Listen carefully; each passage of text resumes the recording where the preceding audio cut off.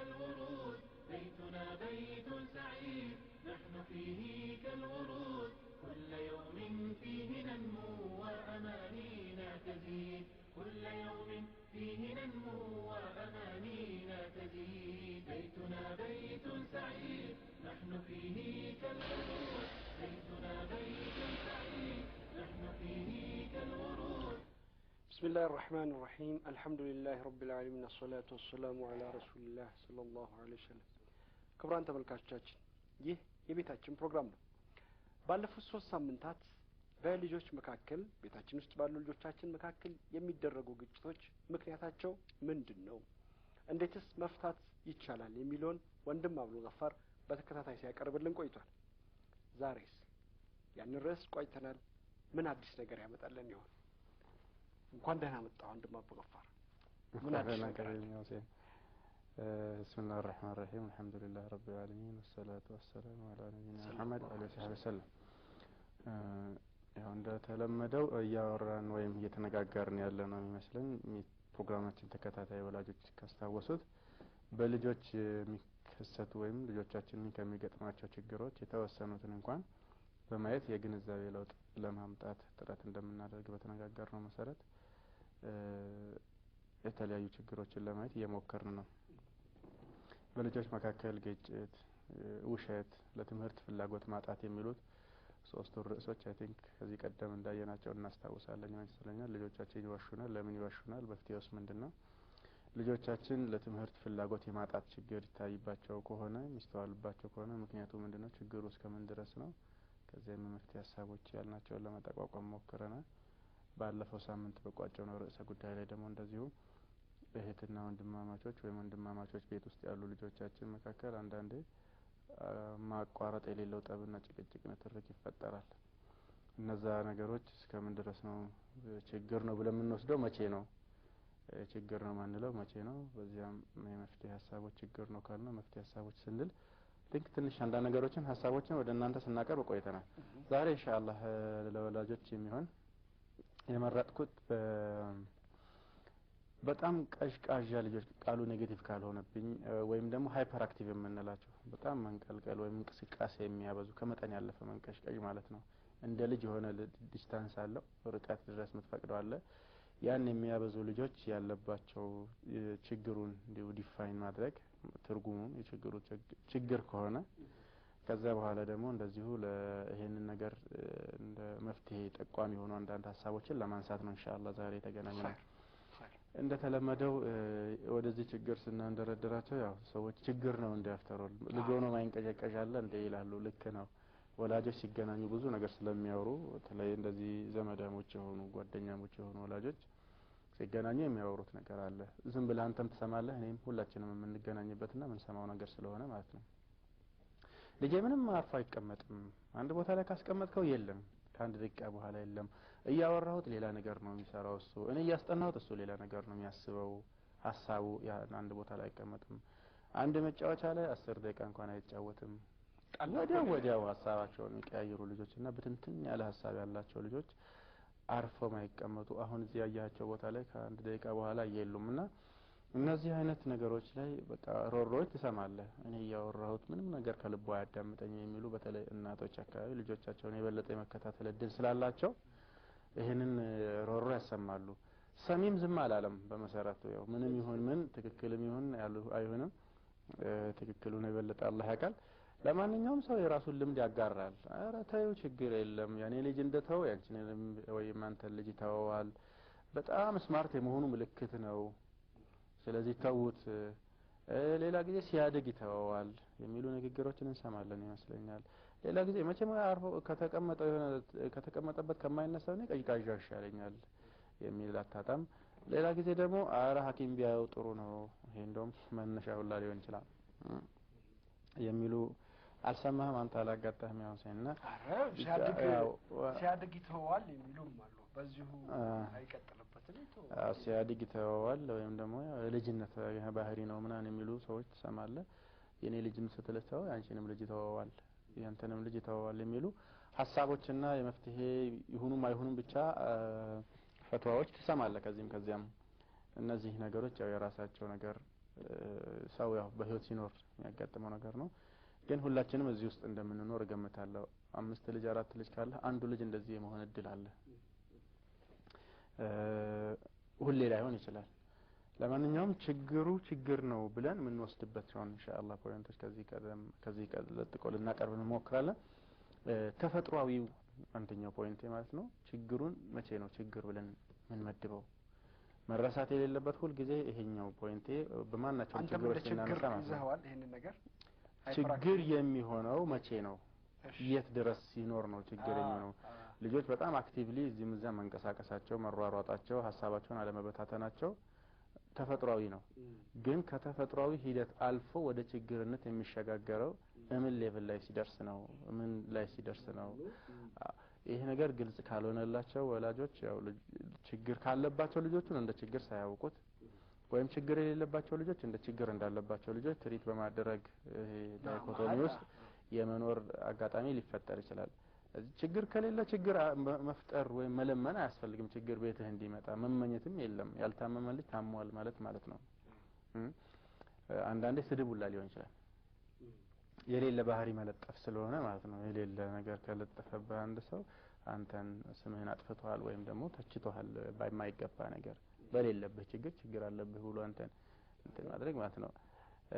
ስለዚህ ያው ብዙ ወላጆች ይሄንን ልኬቱን ላያውቁት ስለሚችሉ የችግሩን እንትን ሌቭል ዲግሪ ከ37 ዲግሪ በላይ ከሆነ ሙቀትህ ታማሃል ማለት እንደዛ እንደማለት ነው። ለማንኛውም ልጄ መንቀጭቀጭ ያበዛል የሚል ወላጅ የልጁን ለማወቅ ከፈለገ ሁለት አማራጮች አሉት። በተለይ ይሄ ችግር ማንጋ ጎልቶ ይታያል ይመስላል ሁሴን። ይሄ ወጣት አባቶችና ወጣት እናቶች ጀመሪያ አማተር አባቶች ያው ከትዳር መተናል አይደለ? አግብተው የመጀመሪያ ልጃቸውን ይወልዳሉ። 2 አመት 3 አመት ወይም 4 አመት ይሆናል። ሁለተኛው ልጅ በጣም ትንሽ ስለሆነ የሚለኩበት ነገር የላቸውም። የራሳቸው የልጅነት ታሪክ ወይም የቤታቸው ታሪክ እንደሆነ ረጅም ነው፣ ይረሳል፣ የመሳሰሉት ነገሮች አሉት። ስለዚህ ማለት ቬግ ነው ነገሩ፣ ኮንፊውዥን ይፈጥራል ወይም ግልጽ ያልሆነ ነገር ይኖረዋልና መቼ ነው ልጃቸው መንቀዥቀዡን ከመጠን በላይ የሆነ የሚመስላቸው? እዚህ አንድ ልጅ ወይም 2 ልጅ ይኖራቸዋል። እነዛ ልጆች ጋር አያውቁትም። እዚህ ለነዚህ ሰዎች እዚሁ መፍትሄ ጠቆመን ምን ሄደው ችግሩ እንዳለበት እንደሌለበት ለመረዳት ማለት እንዲ ፊል ካደረጉት 2 ኦፕሽኖች አሏቸው። አንደኛ ትምህርት ቤት መሄድ ነው። ልጁ የሚማርበት ትምህርት ቤት ይሄዱና አስፈቅደው የእረፍት ሰዓት ላይ ሊሆን ይችላል፣ የምሳ ሰዓት ሊሆን ይችላል፣ የስፖርት ሰዓት ሊሆን ይችላል። ወላ ሆም ሩም ቲቸሮች የክፍል ኃላፊዎች ማለት ነው። እነሱ ልጁን የተወሰነ የሚያውቁት ነገር ስለሚኖር ከነሱ ጋር መመካከር ማየትም ይቻላል። ማየት በቃ አሁን እግር ኳስ የሚጫወቱ ልጆች አሉ። አሁን ትተውት ወደ ገመድ መዝለል የሚሮጡ ልጆች ታገኛለህ። አሁንኑ ደግሞ ወደ ሌላ ነገር የሚሄድ ልጅ ታገኛለህ። በጣም እረፍት የሌላቸው 15 ደቂቃ ሱብሃንአላህ 31 ደቂቃ ወይም ከዛም ከቁርስ የተረፈችውን 15 ደቂቃ ትሩስ ብለው በቃ አንድም ነገር ሳይሰሩ ኢቭን በጨረሻ ላይ ሽንት ቤት ወይም ውሃ መጠጣት ባለባቸው ይደወልባቸው ነው ይገባሉ። ክላስ ገብተው ራይተው አስተማሪ እንደገባ ሽንት ቤት የሚያስፈቅዱ ልጆች ታገኛለህ። እነዚህ አይነት ነገሮችን ለክቶ ወላጅ እንትን ቢሄድበት ጥሩ ነው ማለት ልጁ ላይ ይሄንን ነገር ከመለጠፉ በፊት ማለት ነው። አንድ ይሄ ነው። ሁለተኛ ሜቢ የመጫወቻ የመዝናኛ ቦታዎች አሉ አይደለ? በከተማችን የተለያዩ ልጆችን የሚያዝናኑ ቦታዎች አሉ። የዘመድ ልጆች ጋር ሰብስበህ 5 6 አድርገው ይዘው መሄድ ትችላለህ። ከዛ ከነሱ መካከል የተለየው ልጅ ያንተ ልጅ ሊሆንም ይችላል ላይሆንም ይችላል። ሌላ ወንድምህ ልጅ ሊኖር ይችላል። እዛ እነሱ ከሚያደርጉት ሐረካ ምናልባት 40% 50% ምናምን ለውጥ ካመጣ ትንሽ አቴንሽን እንዲሰጠው ምክንያት ይሆንልሃል ማለት ነው። ወይም የሆነ ሴንሲብል ነገር አግኝተሃል። ልብ በል 2 ነገር። አንደኛ ትምህርት ቤት ልከው ከልጆች ከኩዮቹ ጋር ሲጫወት ሲማር ምናምን የሚያለውን ትምህርት ቤቱን አስፈቅደው ማየት ይችላሉ። አስተማሪዎች መጠየቅ ይችላሉ። ትምህርት ቤቱን አስተዳደሮች መጠየቅ ይችላሉ። ልጄ እንዴት ነው እንቅስቃሴው? ከመጠን በላይ ነው ከመጠን ያለፈ ነው ስትገምቱ ከሌሎች ልጆች አንጻራዊነት ስለሆነ ማለት ነው።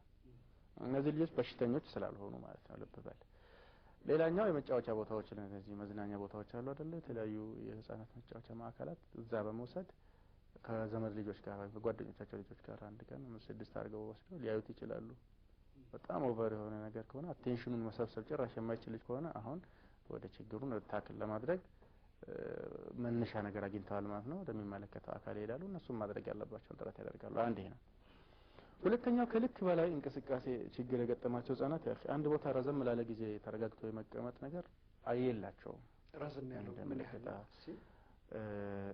አሁን ይሄ በቁጥር ማስቀመጥ ያስቸግራል እንትን ነው ልብ በሶሻል ሳይንስ ነው ፊዚክስ አይደለም ማቴማቲክስ አይደለም ግን ኖርማል የምትለው ነገር አለ ለምሳሌ 15 20 40 ደቂቃ ምናምን ተቀመጡ ብትላቸው 8 አመት 7 አመት ልጆች ሆነው ስልችት ብለው አሁን ያዛጋሉ ሽንት ቤት ሊሄድ ወይ አንድ የሆነ ቦታ ድርሼ ውሃ ልጠጣ ምናምን ሚሉ ፍሪኬንትሊ የሚያበዙ ልጆች ይሄ ምልክታቸው ነው ባጭሩ ሌላኛው ይሄ የተሰጣቸውንም ስራ የመጨረስ ነገር አይሆንላቸውም ብዙ ጊዜ ለምሳሌ ቤት ስራ ተሰጣቸዋለህ 5 ጥያቄ ሰጣቸው ከሆነ አንድ ጥያቄ ሰርተው ነው የሚቆሙት ደሞ ለረፍ ይሉሃል መቼ ሰርተህ መቼ ደከመህ እና ነው የምታርፈው ስትላቸው እነሱ ሐሳባቸው ስለማይሰበሰብ ነው በቃ በትንትን ስላለ ይሄ ውስጣቸው ያለ መንቀጭቀጭ ፍላጎት ወይም ደግሞ እዚህ ምዛም ነገሮችን የመንካት ነገር ስላለ ታስተውላቸው ትችላለህ ሌላ ከፍ ያሉ ቦታዎች ላይ መንጠላጠል የነዚህ ልጆች ልዩ ባህሪያቸው ነው ግቢ ውስጥ ለምሳሌ ዛፍ ይኖራል መሰላል ይኖራል ፎቅ ነገር ይኖራል ሮጦ ወደዛ አካባቢ መሄድ መንጠላጠል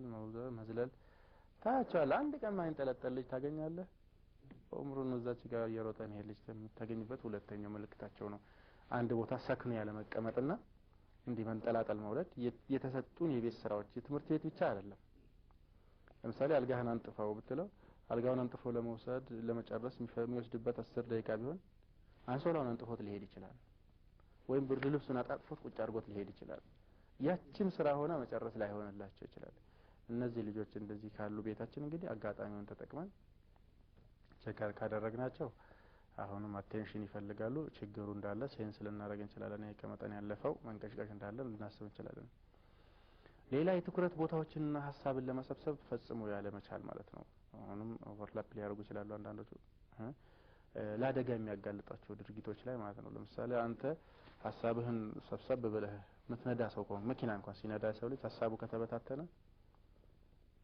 ስፒዱ ምን ያህል የሆነ እንዳለ ያለ መረዳት መሪ አያያዝህ ላይ ጥንቃቄ ያለ ማድረግ ምናምን የምትለው ነገር ሐሳብ ሲበታተን የሚመጣ ነገር ነው ሌላ ቦታ ሐሳብህ ከሄደ አደጋ የመድረስ እድልህ የሰፋ ነው የሚሆነው ልጆችም ላይ እንደዚሁ ነው ለሐሳባቸውን ፈጽሞ ያለ መሰብሰብ ለአደጋ የሚያጋልጡ የጫወታ አይነቶች ላይ ለመሳተፍ መጓጓት ወይም መሯሯጥ ይሄ የልጁ ትኩረት ማጣትና ይሄ የሐሳብ መበታተን ግልጽ ሆኖ መታየት ያለበት ልብ በል በልጁ ቅድም ባልኳቸው ቦታዎች ነው ማህበራዊ ህይወት ውስጥ ነው የልጆች ማህበራዊ ህይወት ሁለት ቦታ ነው ሶስተኛ የለውም እኔ ስገምት አንዱ ትምህርት ቤት ነው አንዱ እዛው ከእህትና ወንድሞች ጋር ቤት ነው መኖሪያ ቤታቸው ነው አልፎ ከዘመድ ልጅ ጋር ማቀላቀል ምናምን ያላቸው ሰዎች እድለኞች ሊሆኑ ይችላሉ ግን እንደዚህ ይህ ነገር ማለት ለአደጋ የሚያጋልጥ ነገር ሐሳብን ለመሰብሰብ የሚያመቸው ነገር ምናምን ያጋጠማቸው ልጆቹ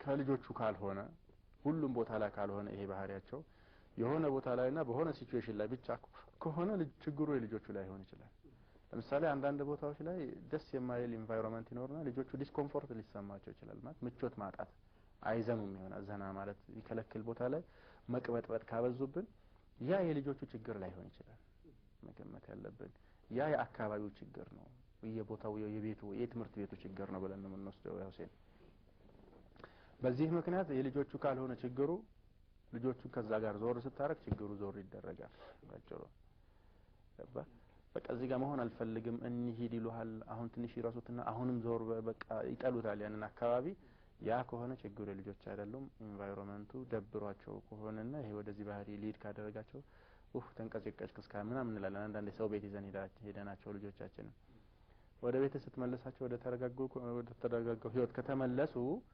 አናስገድዳቸውም ማለት ወይም በግድ ኢምፖዘን የምናደርገው ነገር አይሆንም ማለት ነው ችግሩ አለ ብለን ድምዳሜ ላይ አንደርስም 3 አይደለ አራተኛ በድምጽም ይሁን በምስል ይሄ ረብሻ የሚፈጥሩ ክስተቶች የሚጎላበት ወይም በሚጎላበት ስፍራ ላይ በመንቀጭቀጭ የተለከፉ ልጆች ያኺ ፍንትው ብሎ ይወጣል ባህሪያቸው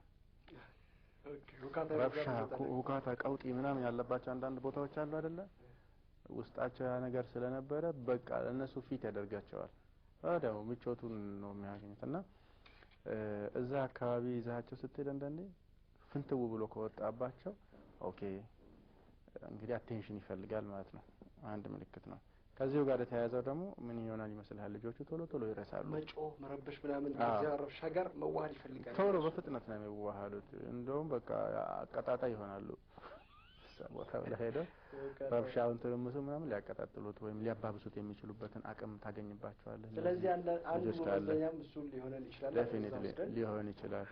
ሌላኛው ቶሎ ቶሎ ነገሮችን የመርሳት አሁን ትላልቅ ሰው እድሜው በተለይ ከ30 ዓመት ያለፈው ሰው ወይም ከ40 ዓመት ያለፈው ሰው ብዙ ማዕሉማት ስላለ ጭንቅላትህ ውስጥ የመርሳት ችግር ሊፈጠር ይችላል። ምክንያቱም የጭንቅላትም ካፓሲቲ አፍተሮል ውስን ነው። ውስን መረጃዎችን ጭንቅላትህ ሲቀበል ኦልሬዲ ቀድሞ የተቀበላቸውን መረጃዎች እንዳለ የማኖር ብቃት እየቀነሰ ነው የሚመጣው እድሜን ተከትሎ። ነገር ግን በልጆች ኮንቴክስት ገና ጭንቅላታቸው እያደገ ስለሆነ ብዙ መረጃዎችን የመሰብሰብ እድል እያላቸው ነገር ግን እነሱ መረጃዎችን ቶሎ ቶሎ መርሳት በጣም ኮመን ነገር ነው። አሁን የነገርካቸውን አሁን ሊረሱብህ ይችላሉ። ምክንያቱም በሐሳባቸውን ሰብስበው ስላላዳመጡ ሪከርድ አላደረገም ጭንቅላታቸው፣ አላስቀመጠውም መረጃውን። ልብ በልልኝ፣ ይሄ ወደ ረጅም የማስታወስ ክህሎታቸው ፖቴንሻል ወይም እዛ አካባቢ ነው ሎንግ ተርም ሾርት ተርም ሜሞሪ የሚባላልና ወደዛ ሳይወሰድ ይባክናል መረጃው አየር ላይ እዛ ላይ ይባክናል። አንድ ይሄኛው ነገር ካለባቸው እንግዲህ አንድ ምልክት ነው እንጂ ልጆቹ በተፈጥሮ ደደብ ሆነው አድርገን መውሰድ የለብንም።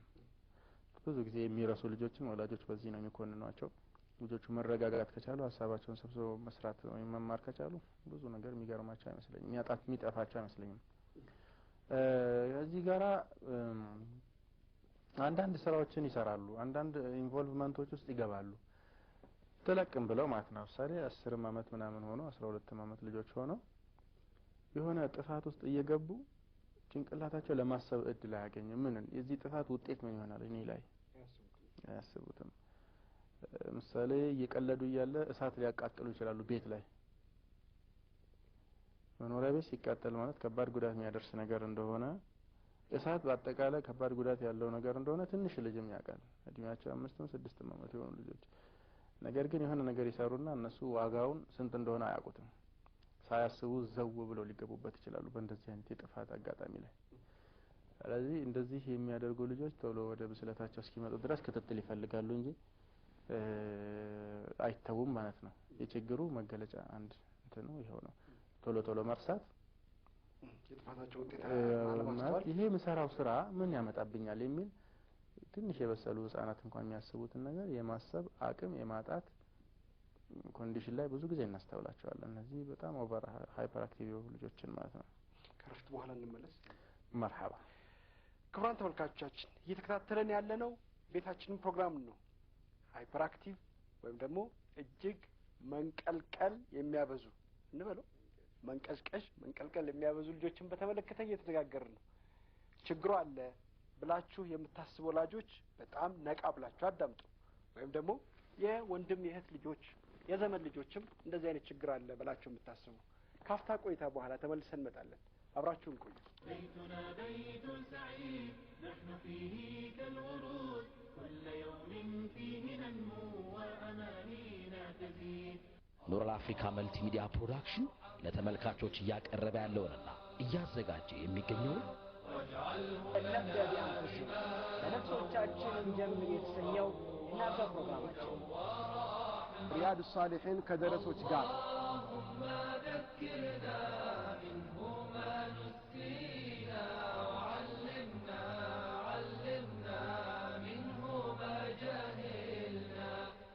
ስፖንሰር በማድረግና ምርትና አገልግሎቱን በማስተዋወቅ ተጠቃሚ እንዲሆኑ ይጋብዛል። ኑር አፍሪካ መልቲሚዲያ ፕሮዳክሽን ስልክ ቁጥር 0111 55 61 07 0111 55 62 40 ኑር አፍሪካ መልቲሚዲያ ፕሮዳክሽን ولا شيء هناك برائم فأشهد أن الله أرسل عبده بحق ولا شيء هناك برائم ዓለማችን እንደ መሐመድ ያለ ብርሃናማ አስተሳሰብ ያላቸው ሰዎች እጅግ በጣም ያስፈልጓታል። ይህችን ዘመናዊ ዓለም እንደ መሐመድ ያለ ሰው ቢመራት ዓለም ላለችበት ችግር መፍትሄ ከመስጠት ባሻገር ሰላምና ደስታን ያጎናጽፋት ነበር። እንግሊዛዊው ጸሐፊ ተውኔት ጆርጅ በርናርድ ሾው فأشهد أن الله أرسل فيه ننمو وأمانينا تزيد بيتنا بيت سعيد نحن فيه كالورود بيتنا بيت سعيد نحن فيه كالورود ክቡራን ተመልካቾቻችን ተመልሰን መጥተናል። ሃይፐር አክቲቭ እጅግ ቀልቀል መንቀልቀል የሚያበዙ ለዚህ ቃል መደበኛ የሆነ ፍቺ አጣንለት መንቀሽቀሽ መንቀልቀል እያለን አስቸግረናል። የቋንቋ ባለሙያዎች እሱን እያወራን እሺ ያሽ ያሁን አምስተኛ ፖይንት ልናወራ ስንመጣ የወላጆች ልብ ማለት ያለባቸው መገለጫዎቹን አሁንም ችግሩ አለ የለም ብለን አምስተኛ ነጥብ ላይ ስንደርስ አንዱ በነገሮች ያለ መደሰት ነው ልጆች ላይ የምናስተውልባቸው ማለት ነው። እና ከዚህ ጎን ለጎን ማለት ልጆች የሚያስደስታቸው ነገር ሳያስደስታቸው ከጓደኞቻቸው ዘንድ ተቀባይነት ሲያጡ ታስተውላቸዋለህ። ልጆቹ ምንድነው ይሄ ነገር ብለህ መጠየቅ ያስፈልጋል ማለት ነው። አክቹአሊ ይሄ በተለይ ከጓደኞቻቸው ዘንድ ተቀባይነት የሚያሳጣቸው አንድ ባህሪያቸው በአንድ ጉዳይ ላይ ተደጋጋሚና አሰልቺ ጥያቄዎች ይጠይቃሉ። which ይሄ የሚነሳው የሚመስለኝ በተሰጣቸው መልስ አይረኩምና ነው። ገባ አንተ አንድ ነገር ከተናገራቸው ከጠየቁ በኋላ ለዛ ጥያቄ በተሰጣቸው መልስ ካረኩ ምን ታደርጋለህ? ታይም እንደገና ይጠይቁሃል፣ ያሰላችኋል። አንድ ሁለተኛ በሌሎች ጉዳይ ላይ እዚህ ውስጥ ማለት ነው ጣልቃ የመግባት ነገር በጣም ስለሚበዛባቸው ጓደኞቻቸው ያገሏቸዋል። የሌሎችን ዕቃ መነካካት፣ የሌሎችን መጫወቻዎች መንካት ወይም መጠቀም ምናምን ሳይፈቀድላቸው ቶሎ ሐሳባቸውን ስለሚቀያየሩ ያገኙት ነገር ላይ በሙሉ ኢንቮልቭ ያደርጋሉ። ጥልቅ ይላሉ። ሐሳባቸው ቶሎ ስለሚቀያየር ማለት ነው። ሐሳብ የሚበታተንበት ሰው እንደዚሁ ነው። በሌሎች ጉዳይ ጣልቃ የመግባት እድሉ ይጨምራል። ኦብቪየስሊ ያንተንም ዕቃ ይነካል፣ ያንተንም አጀንዳ ይነካካል። እንደዚህ ያ ነገር ትንሽ ሌሎችን ያስቆጣልና የመገለል ነገር አንተም ድንበርን ለማስከበር ትነሳለህ። ስነ ስርዓት ብለህ አንተም ስትገፋው ያም ሲገፋው ራሳቸውን ጓደኛ ለማስረት አቅም አጥቶ ያገኙታል። ስለዚህ የችግሩ መገለጫዎች እዚህ ውስጥ ልጆቹ በተሰጣቸው መልስ አይረኩም፣ በራሳቸው አይደሰቱም። ተቀባይነት የማጣት ሜንታሊቲ ይታየባቸዋል ከጓደኞቻቸው በተለይ ማለት ነው። ቆይ እሳት ሄዳሉ ገፋር በአንድ ጉዳይ ላይ ተደጋጋሚ ጥያቄ ማቅረብ ብለኛል። በአንድ ጉዳይ ላይ ተደጋጋሚ ጥያቄ ማቅረብን የልጆች እንግዲህ ኖርማልና አብኖርማል የሚለውን ነገር ገና አንተ አለየ ነው። ብዙ ልጆች ሊያደርጉት የሚችሉ ነገር ይሄ ነገር ምን ነበር ያልከኝ ይላል። አሁንም ይጠይቃል። ትንሽ ቆይቶ አሁንም ይጠይቃል። ጠፍቷቸው ሳይሆን ሶርሱ ልብ በል በተሰጣቸው መልስ አለመርካት ነው።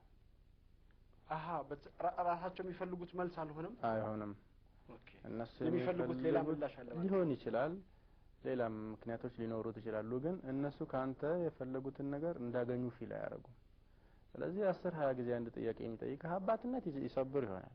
ሌላ ሰው ግን ጓደኛ የምትለው ሰርክል ማለት ነው። ልብ በል አንተም አሁን ባሉ ትልልቅ ሰዎች ሰርክል ውስጥ እስኪ ደጋግመህ ምን ታሰላቸናለህ ነው ይላል።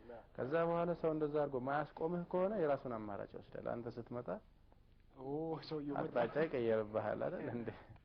እዚህ አሰልቺ ወሬ የሚያወራ ሰው ብዙ ጊዜ ጥሩ ጓደኛ አያገኝም። ይሄ የታወቀ ነገር ነው።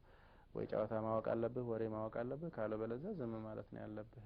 በዛም ላይ ደግሞ ወደ ጥያቄ ሲዞር ደግሞ ግድ መልስ መስጠት ስላለብህ አንተ አንዴ ሁለቴ ትሰጣለህ፣ 3 4 5ኛ 6ኛ ጊዜ መልስ መስጠት አታድክመኝ ይመጣል። በልጆችም ኮንቴክስት አለ ይሄ ነገር። ስለዚህ ትንሽ ራሳቸው የመገለል እድል ይመጣባቸዋል ነው።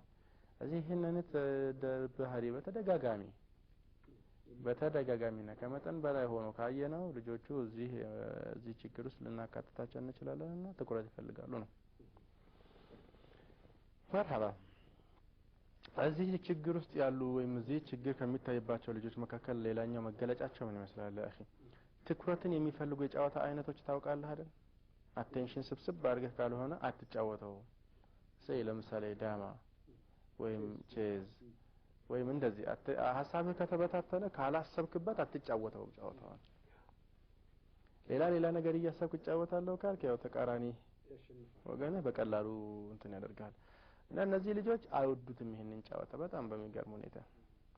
ሐሳብን ሰብስቦ መጫወት ያለባቸውን ኢቭን ጌም ለምሳሌ አሁን እንደዚሁ ነው። እኛ ጌምን ምናበረታታ ባይሆንም ልጆች ሀሳባቸውን ሰብስበው ጌም መጫወት ካለባቸው ሀሳባቸው መሰብሰብ አለበት። ምክንያቱም ያጫወታቸዋል አይደል? ውድድር አለው፣ ኮምፒቲሽን አለው፣ አሸናፊ ያለው ሽልማት አለው ምናምን የሚባል ነገር ኮምፒውተር ውስጥ ያለው ሶፍትዌር ያጫወታቸዋል። እዚህ አሁን ያ ትንሽ ኮንሰንትሬሽን ስለሚፈልግ አይፈልጉም። ኮንሰንትሬሽን ይፈልጋል፣ ትኩረትን ይፈልጋል። አማ በኦፖዚቱ ላይ ግን በጣም ሲተሳተፉ ታገኛቸዋለህ። ትኩረት የማይስቡ ዝም ብሎ ጫጫታ፣ ረብሻ፣ ኳኳታ መሯሯጥ ምናምን የሆነበት ኬዝ ላይ ምክንያቱም እዛ ጋር ምንም አይነት ጭንቅላት አገልግሎት አትሰጥም። ጭንቅላት ምንም አይነት አገልግሎት አይሰጥም። ናቹራል ስራውን ብቻ ነው፣ ከጨዋታው ጋር የተያዘ ነገር የለውም። እና አልፎ አልፎ እናስተውላቸዋለን። ዝም ብለው የሚሯሯጡ ልጆች ታገኛለህ። ለምን እንደሚሯሯጡ አይገባህም እስከማይገባ ድረስ ማለት ነው። ትልልቅም ሆነው ማለት ነው 10 አመት 12 13 አመት ሆነዋል። ኳስ ይጫወታሉ ጓደኞቻቸው። ኳስ ሪካርድ ለማድረግ ጎል ለማግባት ለጓደኛ ማቀበል እንዲህ አብዶ መስራት ምናምን አለብህ አይደል? ጭንቅላት ጥቅም ላይ ይውላል ዞሮ ዞሮ። ነገር ግን መሯሯጥ ምን ጭንቅላት ይጠይቃል? የሆነ አቅጣጫ ፈልገህ መሮጥ አቅጣጫ እዛ ስትደርስ ብሎክ የሚያደርግ ሲኖር ሐሳብ የራሱ ጥበብ ሊኖረው ይችላል። ያሯሯጥ ቴክኒክ እንዴት መሮጥ እንዳለበት ምናምን ሊኖር በዛ መንገድ እንዳላውቅ እሱ የአትሌቲክስ መንደር ላይ ነው ያለው። ባስ ይገባኛል።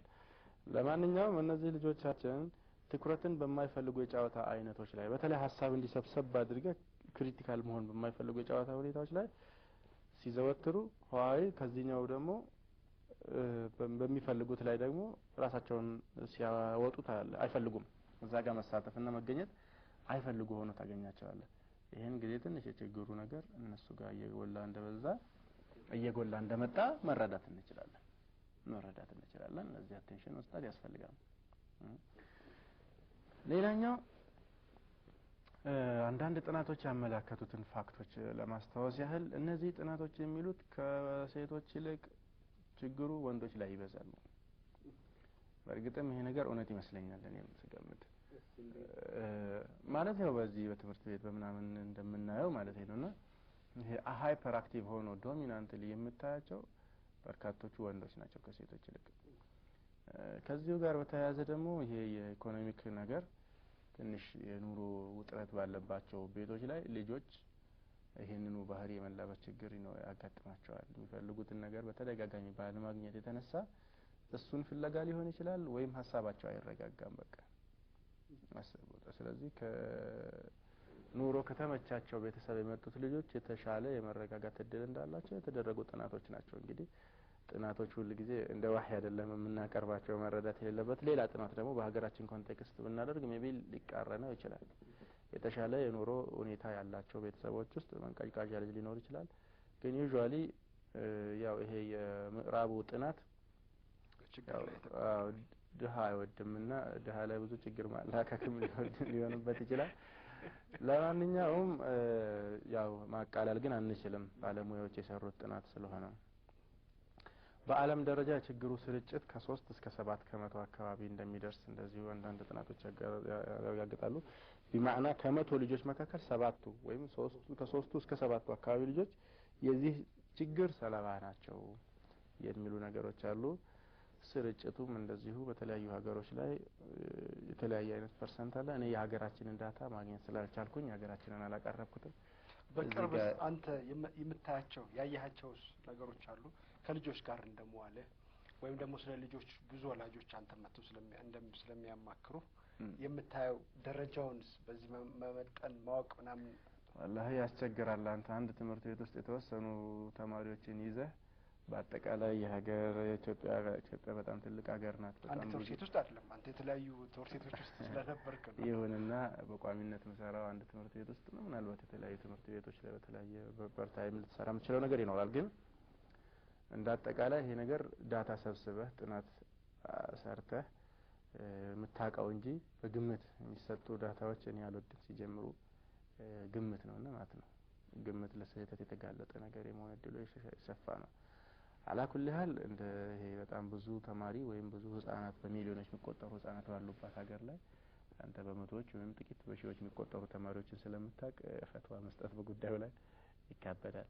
ለማንኛውም ጎረቤት ሀገሮቻችን ላይ ግን ችግሩ ከ15 እስከ 18 ከመቶ ይደርስባቸዋል ይባላል። እንደ ሳዑዲ አረቢያ ምናምን እንጂ የመን፣ አቡዳቢ የመሳሰሉት ማለት ነው። ከ17 ከ15 እስከ 18 ከመቶ ልጆቻቸው ሃይፐር አክቲቮች ናቸው የሚል ዳታ ሰምቻለሁ። ኤኒዌይ እነሱ ብዙ ላይ መለከተን ይችላል። እኛ የሚመለከተን የራሳችን ነበር። ጥናቶች ሲደረጉ ወይም እኔ ስላላገኘው ሊሆን ይችላል። ኢንሻአላህ ካስፈለገ እናመጣ ይሆናል ወይም በጽሁፍ መንገልጽ ይሆናል። በጽሁፍ ይወጣቀን። ሌላ እስከ 85 ከመቶ የሚሆነው የዚህ ችግር ደግሞ የሚያሳዝንህ ነገር በዘር ይወራረሳል። እንትኑ ከሰንቸናሉ ከአባት ወይም ከእናት የሆነ ከዘመድ ልክ እንደ ሌሎች በሽታዎች ማለት ነው። ስኳር ምናምን እንደምንላቸው በሽታዎች አይነት አንዳንድ ይሄ እንደ ባህሪም ስለሆነ በዘር ይወራረሳል ብለው እንግዲህ እንትን ጥናት ያደረጉ በርካታ ሰዎች ናቸው ይሄንን የሚናገሩት። ሌላኛው ከዚሁ ጋር ተያይዞ ወላጆች አሁንም ትኩረት አቅጣጫቸው እኛም የትኩረት አቅጣጫ ስለሆኑ ከ5 እስከ 9 በሚሆኑ ልጆች ላይ ነው በጣም ተባብሶ የሚታየው። እድሜያቸው ከ5 አመት እስከ 9 አመት በሆኑ ህፃናት ላይ የበዛው መንቀጭቀጭ ጎልቶ ይታያል።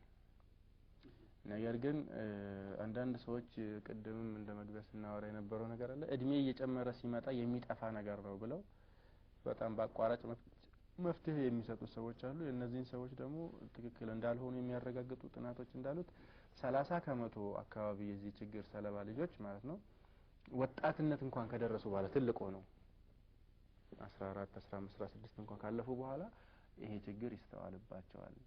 ስለዚህ ችግሩን ታክል ማድረግ ነው እንጂ ዝም ብሎ እድሜ ሲጨምር ሚታው ነገር ነው የሚለው እንትን ያው አሉባልታ ነው እንጂ ተግባራዊ አይደለም የሚል መረጃ ታገኛለህ።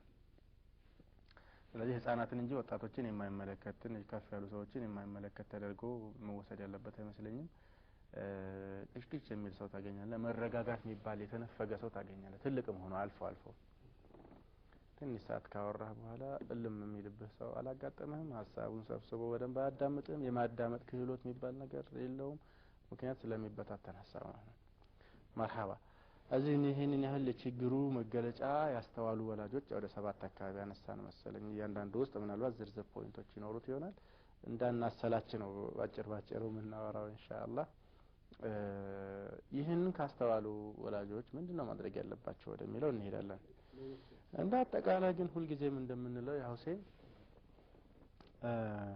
ችግሮች ሲነሱ በተለይ እንደዚህ የሶሻል ሳይንስ ችግሮች ማለት ነው ሲነሱ እኔ ወደ ቤታችን ነው ምን መለሰው ጥሩ ቤተሰባዊ ሁኔታ እንዴት ያለው ነው እያልን ነው አይደል? ቤተሰባችንን ጥሩ ባደረግነው ቁጥር ልጆቻችን፣ ሚስቶቻችን ወይ ባሎቻችን ወይ አብረው የሚኖሩ ሰዎች ሰላም፣ ጸጥታ፣ ደህንነት እንዲሰማቸው፣ ፍቅር እንዲሰማቸው፣ ተፈላጊና ጠቃሚነት እንዲሰማቸው የሚያደርግ አካላዊም ሆነ ስነ ልቦናዊ የሰው ልጆችን ፍላጎት የሚያሟላ ቤተሰብ ውስጥ ያደጉ ልጆችና ከዚህ በተቃራኒ ትስስር የለም፣ ፍቅር የለም፣ ቤተሰባዊ ትስስር ገባ ሱብሃንአላህ በጣም እኮ ኢምፖርታንት ነገር በመሆኑ ነው። አላህ የእናትና የልጅ ነገር አለ፣ የወንድማማቾች ነገር አለ፣ ይሄ የረሂም ጉዳይ ማለት ነው። የዝምድና ጉዳይ በአጠቃላይ በጣም ኢምፖርታንት ናቸው፣ በጣም ወሳኝ ነገሮች ናቸው።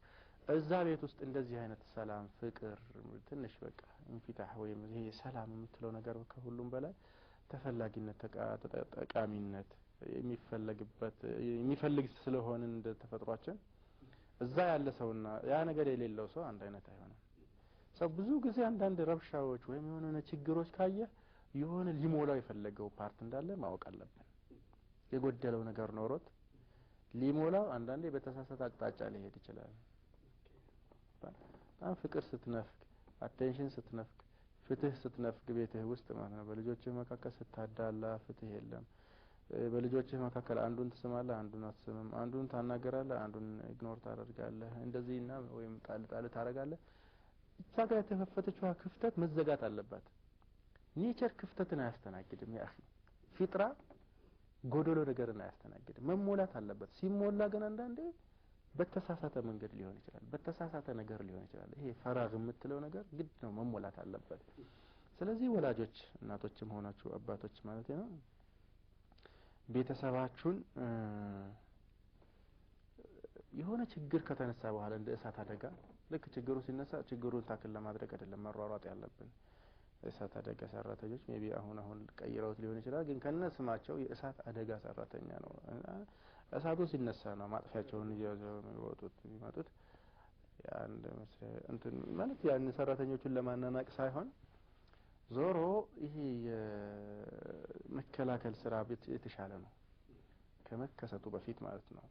ችግሩ እሳቱን ለማጥፋት እንደምንጣደፈው ከመታተር ይልቅ ከመከሰቱ በፊት ማለት ነው ቀድሞ መጠንቀቅ የተሻለ ነው። ቀድሞ ለመጠንቀቅ ቤትን ሰላም፣ ፍቅር በስርዓት የወላጆች እያነበቡ ግንዛቤያቸውን እያደበሩ የልምድ ልውውጥ አጋጣሚዎችን እየፈጠሩ ይሄ ንግግር እንግዲህ ለሺዎች ወይም ብዙ ሚሊዮኖች ሊቆጠሩ ይችላሉ። አሁን ይሄ ንግግር ያደምጡ ሰዎች ሜቢ ሊሆንም ላይሆንም ይችላሉ። ነገር ግን እንዳጠቃላይ በየሰፈሩ ሰው የራሱን ሰርክል እየሰራ ስለ ልጅ አስተዳደግ መማማር ይችላል። ሐቂቃ መማማር ይችላል። መጽሐፎችን ገዝተን አንብበን መማማር እንችላለን። ትውልድ አይደል ምን ኮተኮቱ ዝም ብሎ ድንገት ተወልደው ተተተው ለትምህርት ቤት ተወርውረው ብቻ አያድጉም ልጆች የሚል መከራከሪያዎች አሉኝ። ምንድነው እኔ ያጠፋሁት? አንተ ዝም ብለህ ስታወራ እኮ እኔ መወስደው ትምህርት አለ። ስለ ልጆች እናውራ ልጆቻችን ብለን ተባብለን በወር አንዴ እንኳን መገናኘት እንችላለን። እንደዚህ በጎረቤት እድር ብለን ስንሞት ማን ይቅበረን እገሌ ሞቶ አልቀበርክም ብለን እንደምንወቃቀሰው ልጆቻችንን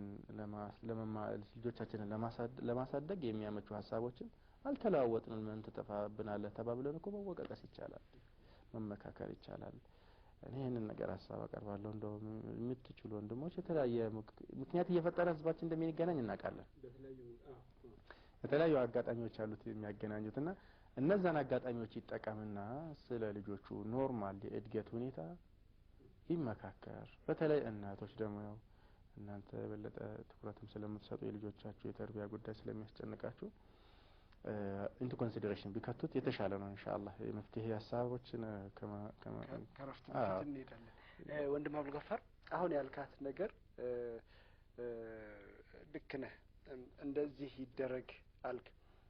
ምናልባት ልጆቹ ጋር ስንመጣ ያችን ክፍተት ለመሙላት ነው ይሄን ነገር የሚያደርጉት የሚል ነገር አነሳህ አይደል? ያችን ክፍተት ማለት የተነፈጉትን የወላጅነት ፍቅር ወይ ደግሞ የሆነ በአንድ ጊዜ ከመሐመድ ጋር ስታነሱት የነበረ ነገር ነበር። እስቲ ዝም በል አርፈህ ቁጭ በል ስል ልጁ አቴንሽን ይፈልጋል፣ ጠረጴዛውን መምታት ይፈልጋል። እስቲ ዝም በል በተባለ ቁጥር እቺን ነገር ነው የፈለጋት የሚል ነገር አለ። እነዚህ ነገሮች እየተረሱ በተሳሳተ መንገድ ይሞላሉ የሚልም ነገር አንስታል። እዚህ ላይ እንደው ትንሽ ፖዝ አድርገህ በደንብ ብታብራራው የሚል ሀሳብ አለኝ። ጥቅል ነገር ሆነ እንደው በምሳሌም እያነሳ አሁን እኔ እንዳነሳሁት ምሳሌ ማለት ነው እንደዚህ ማድረግ ቢቻል። ከረፍት በኋላ እንመለስ። ክቡራን ተመልካቾቻችን ሃይፐር አክቲቭ እጅግ መንቀልቀል ወይም እጅግ መንቀጭቀጭ ስለሚያበዙ ልጆች ምክንያቶችን አንስተናል። ማለት በምን አይነት መንገድ ነው እነዚህ ልጆች መንቀልቀላቸው የሚገለጸው የሚለውን ነገር አንስተናል። የመፍትሄ ሀሳብ አለ።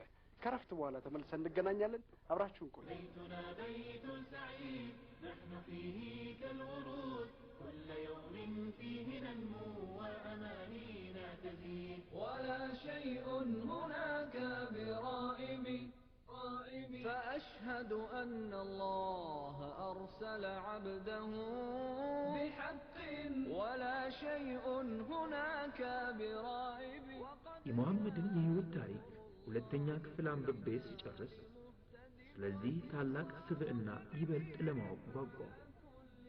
ምክንያቱም እሱ ያለ ክፍያ የሚሊዮኖችን ልብ መግዛት ችሏልና። ታዋቂው የህንድ የነጻነት ታጋይ ማህተማ ጋንዲ فأشهد أن الله أرسل عبده كل يوم فيه ننمو وأمانينا تزيد بيتنا بيت سعيد نحن فيه كالورود بيتنا بيت سعيد نحن فيه كالورود ተመልሰን መተናል። ክቡራን ተመልካቾቻችን ችግሮችን አነሳን። ምን እናድርግ? ከዛ ፊት እናነሳው ነገር አለ እንደማሩ ቅድም ያነሳኸው ጥያቄ ሄረሰ ጥሩ። እሺ መርሐባ። እንደ አጠቃላይ ብዙ ተነጋግረናል። እንዳናሰለችው ለስጋት አለኝ ሁሌ። ግን ቤት መጀመሪያ ጥሩ አድርገን ያሳመርነው ቤት ብዙ ችግሮችን በራሱ ይፈታል።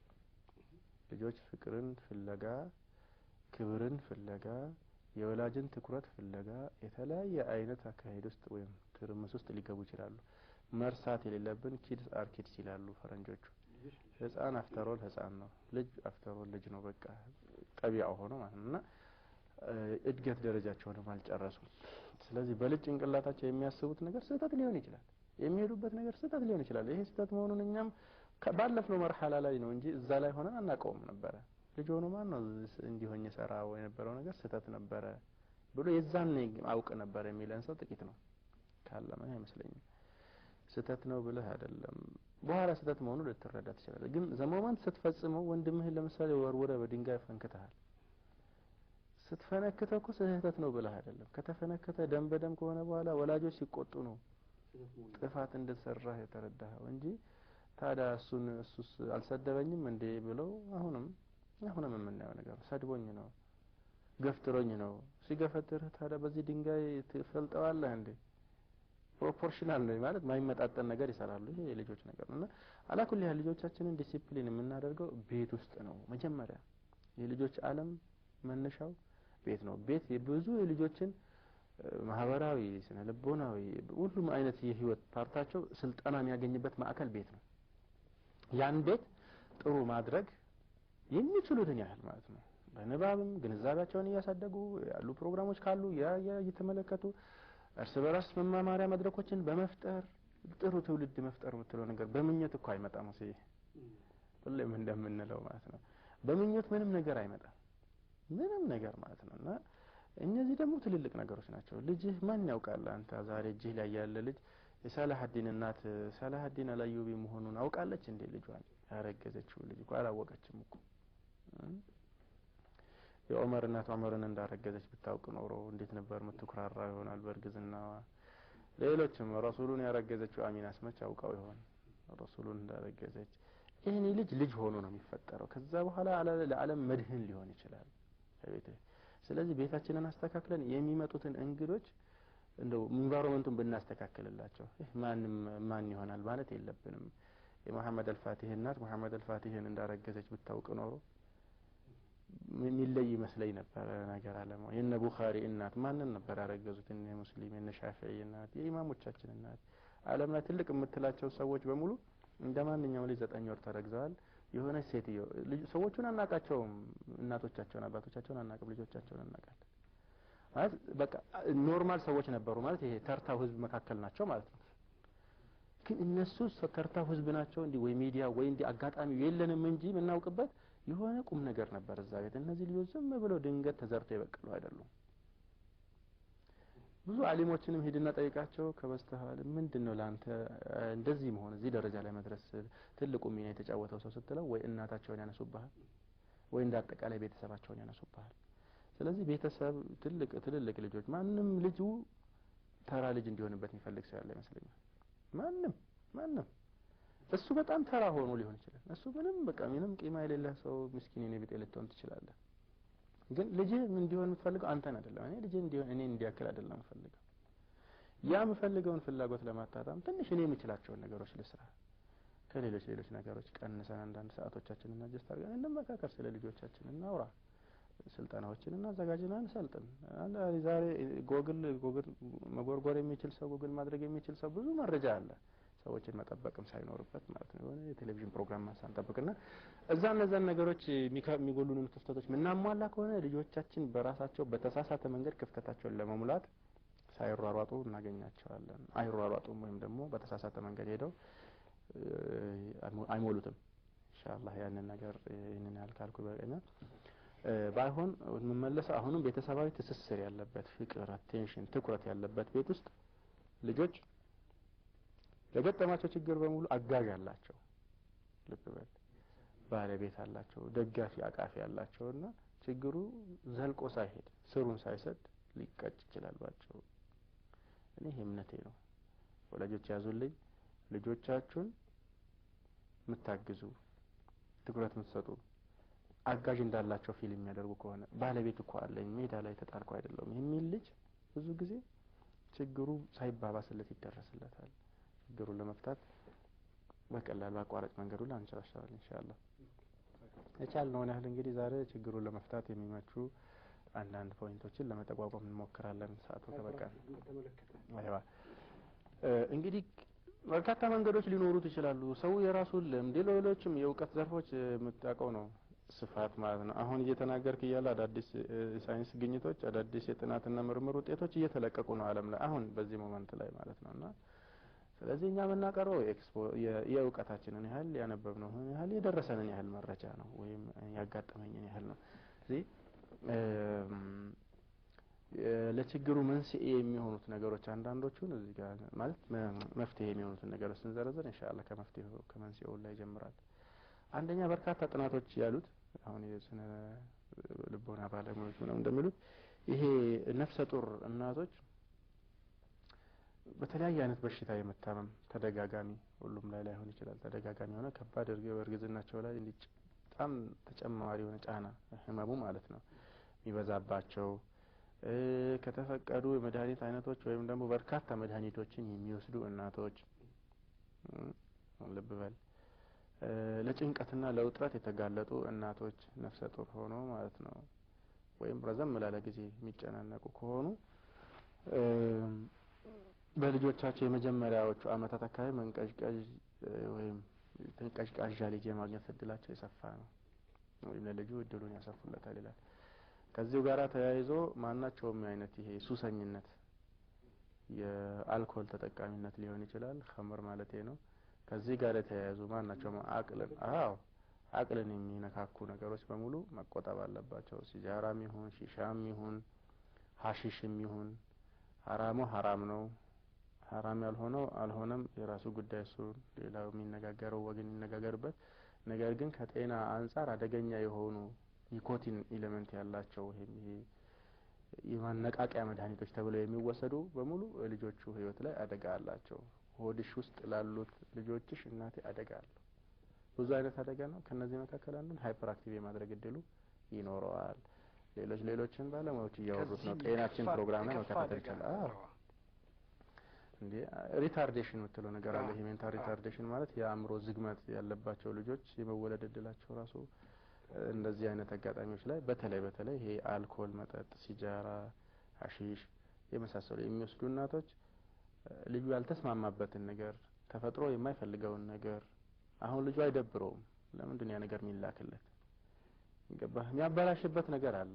ይሄ ሴል ዴቨሎፕመንት ላይ ይሄ አጠቃላይ ሲስተም ሰውነቱ እየተሰራ ያለበት ሂደት ላይ ነው። አንዳንዶቹ ነገሮች ከአቅሙ በላይ ስለሆኑ ዲስትሮይ ያደርጉበታል ያጠፉበታል። አዎ የሚያጠፉት የሚያዛቡት የሚበክሉት ነገር አለና የተዛባ የተመረዘ ልጅ መውለድ የለብንም ላ በባህሪ ወላ በአካሉ ማለት ነው። አእምሮ እድገት ላይ ችግር ይፈጥራሉ እነዚህ ነገሮችና ሀታ ድብርትን ለመከላከል ተብሎ የሚወሰዱ ቀላል መድኃኒቶች እንኳን አይመከሩም ለነፍሰ ጡር እናቶች ማለት ነው። ምክንያቱም ልጁ ያልተፈለገ ነገር እንዲደርሰው ይደረጋል። ከተቻለ በማናቸውም ጊዜ በማናቸውም ወቅት ተፈጥሯዊ የሆኑ የሕክምና ዘዴዎችን ሐኪሞቹም ራሱ ታውቃለህ አይሰጡህም። መድኃኒት ራሱ በጣም ነው ጥንቃቄ የሚያደርጉት። ሳይድ ኢፌክታቸው ሊስት ያልሆኑ መድኃኒቶችን ለነፍሰ ጡር እናቶች አይሰጡም። ምክንያቱም መድኃኒት አስሉ መርዝ ስለሆነ ማለት ነው። ከመርዝ አይደል የሚሰራው ማለት መጠኑ እየተመጠነ ያ የተፈለገውን በሽታ ብቻ እንዲመርዝ ወይም መርዞ እንዲገድለው የተፈለገውን በሽታ ብቻ ነውና ሀታ መድኃኒት ራሱ መውሰድ ማብዛት የማይመረጥና የማይመከር ነገር ነው። ስለዚህ ወላጆች በተለይ ጤናማ ልጅ ለመውለድ ህልም ያላችሁ እናቶች ከማናቸውም አይነት ይሄ የማነቃቂያ የመድኃኒት አይነት ምናምን መቆጠብ አንደኛው መፍትሄ ነው። ምክንያቱም የሚወለዱት ልጆች በዘርም ይተላለፋል ብለን መድኃኒቱን በክሏቸው የሚወለዱት ልጆች ይሄንን ችግር እናገኝባቸዋለን። ያኺ ሌላኛው ቅድም በመግቢያችን ላይ በዝርዝር ያወራነው ነገር ምቹ ቤት ማለት የቱ ነው? ቆንጆ ቤት ማለት አሁን የቆንጆ ቤት ዴፊኒሽን ላይ ብንከራከር አይሻለኝ ማለት ነው። የተረጋጋ በስርዓት የተያዘ ለልጆች ሰላም የሚሰጥ ቤት ነው ለኔ ቆንጆ ቤት ማለት። ኖት የቪላ ወይም የአፓርታማ ጉዳይ አይደለም። ኖት የፎቅ ምናምን የመሆን ጉዳይ አይደለም ለኔ።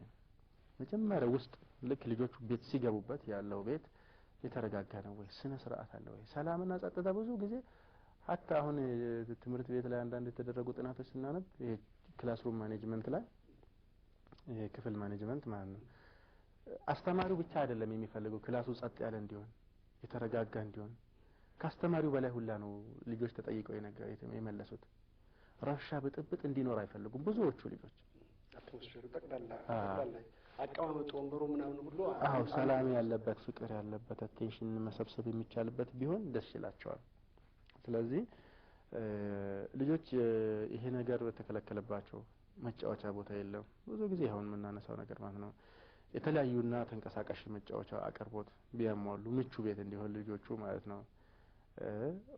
ልጆቹ በእጦት እነዚህን መጫወቻዎች በማጣታቸው ምክንያት ወደ ሌላ ነገር ይሄዳሉ። ምንም መጫወቻ የሌለው ልጅ እኮ ሜቢ አንዳንዴ ቤቱን ሲጎረጉረው ታያለ።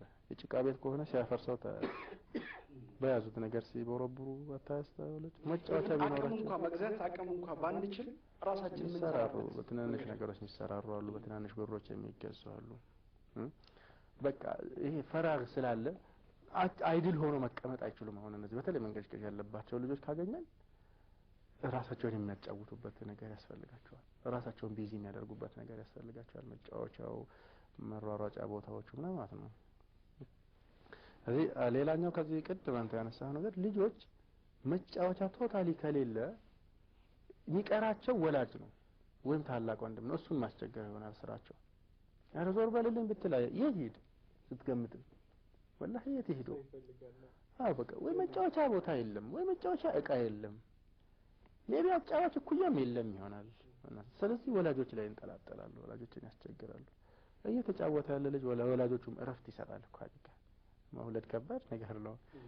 ግን እነዚህ በእጦት ምክንያት የሚፈጠሩ እሰጥ አገባዎችን በመቀነስ ልጆችን ማዝናናት ለዚህ ችግር መቀነስ ትልቅ እንትን ያደርጋል። ቢዚ የሚደረጉ ልጆች ብዙ ጊዜ ወላጆቻቸውን አያስቸግሩም። እንደዚህ ሃይፐር አክቲቭ ሆነው እዚህ የሚዘሉበትን አጀንዳ ማሳነስ ወይም ማሳጠር ይቻላል።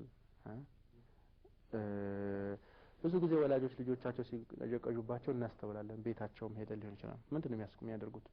ተቆጥተው ነው ሊያስቆሟቸው የሚሞክሩት። ተቆጥተዋቸው ማያስቆሟቸው ከሆነ ሁላችንም ነው የምንሰራው ይሄንን ነገር ይመስለኝ ሳባርገው በጥፊ ቢሆን ብቻ በሆነ ነገር ይመታቸዋል። ይህ መነካካት አሁን ችግሩ ሲቀንሰው አይስተዋልም። አሁን ብዙ ሰዎች ባለሙያዎችም እንደሚናገሩት ይሄ መጣላት መደባደቡ ልጅን ተቆጥተ ቁጭ በል ማለት አያሳርፈውም፣ ችግሩን አቮይድ አያደርግም ወይም ደግሞ ስለዚህ የመጫወቻ ቦታን ባስፈላጊ ቁሳቁሶች በማመቻቸት ወላጆች ልጆቻቸውን ስርዓት ለማስያዝ ቢሞክሩ እንጂ በመቆጣትና በማጨረፍረፍ ይሄ ነገር አይሆንም። አሁን እዚህ ጋር ምናልባት የሆነ ቀን እንመጣበታለን እንዴት ልጆቻችን ሰላት እናስተምራለን የሚል ርዕስ አለኝ። መቼ እንደምመጣበት ረስቸው እየረሳሁት ነው እንጂና ከነዚህ ነገሮች አሁን መሳጅዶች ታገኛለህ። ወላጅ ልጆቹን ይዞ ይመጣል መስጂድ ፒውርሊ ለአዋቂዎች ነው የተዘጋጀው። አስተውለው ከሆነ በጣም ንጹህ ምንጣፍ፣ ጫማ ማውለቂያ ቦታ ሲሆን መኪና ማቆሚያ ቦታ አለው። ለልጆች ቦታ የለውም መስጂዱ፣ ግን አዋቂዎች ጋር ይመጣሉ። ስለዚህ ዝብር በሰፍ መሃል ይሯሯጣሉ። ከዛ ከመስጂድ ዘበኞች ጋር እሰጥ አገባውን በቃ እኔ ምንጩ ይሄው ነው የሚመስለኝ። ስንት ዱላ ሁሉም ልጅ በልጅነቱ ከመስጂድ ያልተባረረ የለም ይሆናል ግን ያደረገ ኤኒዌይ ግን ልጆቹን ከመስጂድ ማባረር እኔ መፍትሄ አይመስለኝም። ኦፍ ኮርስ እድሜያቸው አትሊስት ራሳቸውን ሽንታቸውን ምናምን መቆጣጠር የማይችሉ የ2 አመት የ3 አመት ልጆች መስጂድ ይዘው መምጣትም አግባብ አይመስለኝም። ማለት መስጂዱን ስለሚነጅሱና ባለን ተጨባጭም ምንጣፉን ነቅለን መጣል ወይም ምንጣፉ ባለበት ሁኔታ ውሃ ቢደፋበት የሚስተካከል ነገር ስላልሆነ እነዚህ አትሊስት ሽንታቸው ያልጸዱ እንደዚህ የሰውን የሆነ ያህል ቀድር ያላወቁ ተሚዝ ያላደረጉ ልጆች ያለዩ ልጆችን መስጂድ ይዘው መምጣት አላበረታታም። ግን መምጣት ያለባቸውም ልጆች ናቸው እንዳይመጡ እያደረግን ያለ ነው። የ5ም የ6ም የ7ም አመት ልጆች መስጂድ አይመጡም። ከመጡ ይጣላሉ። ምክንያቱም መስጂዱ የሆነች ዳርቻ ላይ ወይ ግቢ ውስጥ እንኳን ለልጆች መዝናኛ ነገር የለውም። ሌላ ጊዜ ኢንሻአላህ በዝርዝር ተመልሰን እንወቃቀስበታለን። ግን ያስቡበት። በተለይ አሁን መስጂድ የምትሰሩ ወንድሞች አላህ የሰጣችሁ ወንድሞች ወላሂ የሆነ ኮርነር የልጆች ቦታ ነው ተብሎ መመደብ አለበት። ልክ አሁን አልፎ እንደምናየው ማለት ነው ላይብረሪ ያለ መድረሳ ምናምን ማለት ነገር አለ። አሁን አልፎ በሚሰሩ መስጂዶች ላይ ድሮ ጀስት መስጂዱ ነው 4 ማዕዘን መስጂድ ነው የምታገኘው። መድረሳ የሌለው መስጂድ አፍተሮል ምን እንደሚጠቅም አላውቅም። እንደማንም ለልጆች የሆነ ማረፊያ ቦታ ከሌለ ልጆቻችንን መስጂድ ይዘን መምጣት አንችልም። በጣም ነው የምንቸገረው። ይሄ ሁለተኛው ፖይንቴ ነው። ሶስተኛው ሁሌም እንደምንለው ህፃናት ወላጆቻቸውንና ታላቆቻቸውን ኮፒ ያደርጋሉ። ሞዴሊንግ የሚባል ነገር አለ። 10 ጊዜ አወራኸው ካላልከኝ ስለዚህ ወላጆች አቋዋናቸው ስራቸውን የሚያደርጉትን ነገር በሙሉ በልጆቻቸው ፊት ከሆነ ጥንቃቄ ያድርጉ። አትሊስት እኛ በተለይ እንደ ሙስሊም ስናወራ ሁሌም አላህ አለብን። እውነት ለመናገር ሁሌም አላህ ያለበት ሰው አላህ ያየኛል ያለ ሰው ኧረ አላህ ከራቀብን ነው ረቂብ አቲድ የሚባሉ መላእክቶች አላህ አስቀምጧል እኛ ላይ ሁሌም ኪራመን ካቲቢና ወያለሙነ ማ ተፍዓሉን የጸሐፊዎች ያሉበት ሰው አንተ እያየኸኝ አሁን ልብስ አወላለቄን ብትጠይቀኝ እንዴት ነው ማወቀው? አንተ ብታይ ልብስ አወላለቄ አንድ ሰው ሀያ የምናደርገውን ያህል ሁለት መላእክት ሀያ አናረግም እንዴ? ይገባ ትንሽ አይን አፋርነት ጨዋነት ምናምን የምትላቸው ነገሮች ማይሰሩ ሰው ፊት ማንነካቸውን ነገሮች መላእክቶች ፊት ወይም አላህ ፊት መንካት የለብንም። ልጆችን ቢሆኑ ነገሩን ያዩታል ሪፒት ያደርጉታል። እሱኑ ነገር ነው የሚደግሙት። ዩዥዋሊ ስታስበውም ከየት ያምጡት ታዲያ? ገባ አላህ በተፈጥሮ የሚያስፈልጋቸው የሆነች ነገር ነው። ለምሳሌ ጡት መያዝ ምናምን ህፃን እያሉ ማንም ሳያሳያቸው ይለምዱታል። ጡቱ ጋር ፈልገን ተጣለ ጠብተው መዋጥ የሚባል ነገር አለ። ይሄ የሚገርም ነገር ነው። ይሄ በተፈጥሮ ያለ ነገር ነው። ግን ወላጆች ከዛ ልጆቹ ግን የበለጸጉት ምናምን ሲመጡ ይሄ የምድር ነገር ከምድር የምታነሳው እውቀት ነው አብዛኛውና ወላጆች ቤት ውስጥ የምታደርጉት ያነጋገር ስርዓታችሁ፣ አበላል ስርዓታችሁ፣ መተኛ ሰዓት፣ መረጋጋት የተረጋጋ ወላጅ የተረጋጋ ልጅ ማግኘት እድሉ የሰፋ ነው። በጣም ቅዥቅዥ ቅልቅል ያለ ወላጅ ልጁንም እንደዛ የማድረግ እድሉ እየሰፋ ነው። ልብ በል እያደረክ ያለውን ነገር ልጅህ እያደረገ ታገኘዋለህ ዩዥዋሊ። ስለዚህ አሁን በከን ያዝለቀቅ የምታደርገው ከሆነ ነገሮች ተረጋግተው ቁጭ ማለት አንድ ቦታ ላይ ረጅም ሰዓት መቀመጥ፣ አንድ ጉዳይ ላይ እንዲህ ሰብር ማድረግ፣ ሲያዳምጥ አቴንሽን ሰጥቶ ማዳመጥ፣ ንግግሮች ላይ በግልጽ መሆን የመሳሰሉት ነገሮች አሁን በጣም ይረዳሉ ብዬ አስባለሁ። አንድ አባት ምን አለ መሰለ አሁን እነዚህ መረጋጋቶች ከቋንቋው ጋራ ማለት ከመግለጫ ጋራ ከሆኑ በተለይ በጣም ደስ ይላል። የዛን አባት ምሳሌ ባነሳለ ምን ይላል መሰለ እኔ አሁን ላይብረሪ ገባለሁ አለ። ያው ስንቶቻችን ላይብረሪ እንዳለን አላውቅም ቤታችን ማለት ነው። ሰፋፊ ቤትም ያላቸው ሰዎች ማንበቢያ ክፍል ወይም ማንበቢያ ኮርነር ይኖር ብለን ተከራክረናል። ለ40 ደቂቃ ስለማነብ ማንንም ሰው እንዳይረብሸኝ ይላቸዋል ልጆቹ። ግድ ልጆቹ 40 ደቂቃ መጠበቅ አለባቸው ማለት ነው አባታቸው ጋር ለመሄድ።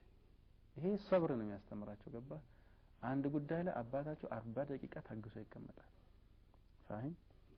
ስለዚህ እነሱስ ከ4 ደቂቃ በኋላ መጥተው ሊረብሹት ይችሉ ይሆናል የልጅ ነገር እንደ አብሶሉት ነገር አትነጋገርም። ነገር ግን እያሰለጠነ ነው ይሄ ሰውዬ። አብሶሉትሊ 40 ደቂቃ ጠብቀው ባይመጡ እንኳን ግን በቃ ነግሯቸዋል። ደግሞ በተጨባጭም መጫወቻ ሰዓት ጨርሷል። ከነሱ ጋር መላፊያ ሰዓት ማውሪያ ሰዓት ምናምን የነበረው ጨርሷል። ማንም ገብቶ እንዳይረብሸኝ ብሎ ሄዶ ቁጭ ብሏል። አላክ ያዘ። እናትም ምን አለች መሰለ አንዲት እናት ለልጆቿ ስሚ አለቻት። ልጆቿን ሰበሰበችና ይሄንን ቤት አሁን ማጽዳት አለብን። 2 ሴት ልጆች ነበሯል። ቤቱን ለማጽዳት 1 ሰዓት ይፈጃል አለቻቸው። እንደገና ስንጨርስ ደግሞ ምሳ መስራት አለብን። ምሳው ደግሞ 1 ሰዓት ተኩል ይፈጃል። ስለዚህ አሁን ነው ተነስተን ይሄንን ነገር ቶሎ መሰራራት አለብን። 1 ሰዓት ቤት ለማጽዳት 1 ሰዓት ሰብር ይደረጋል ማለት ነው። እየተጋገዙ ሁሉም አንድ ጉዳይ ላይ ሐሳባቸውን ሰብስበው 1 ሰዓት ሊቆዩ ነው ማለት ነው። ልጆች ያቅማቸውን ነው የሚያግዙት ይታወቃል።